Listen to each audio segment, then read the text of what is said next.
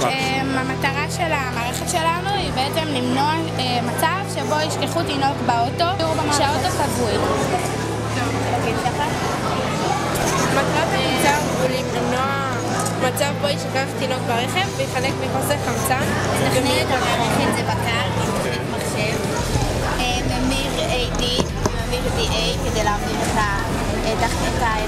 את האוטו של החיישנים שייכים בבקר וההפך.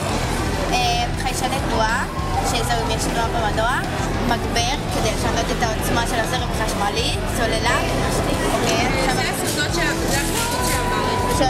יש אותו גם פה. I tell you about this ActiveBlocks. Idea is consists of sensors and active sensors. יש לנו חיישן משקל שקולט האם יש משקל על הכיסא. זאת אומרת, מעל קילו החיישן הזה מתחיל לפעול.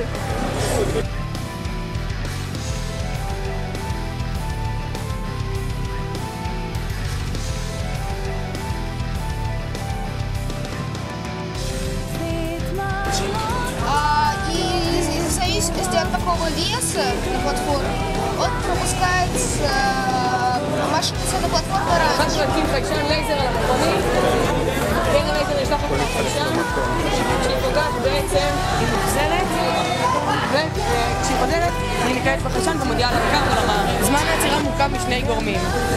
זמן עצירה שווה זמן תגובה ולא זמן נעימה. ל-14 מתוך 18 האנשים היו ילדים מתחת לגיל 13, זה האנשים שבאמת נשאלו את הסקר.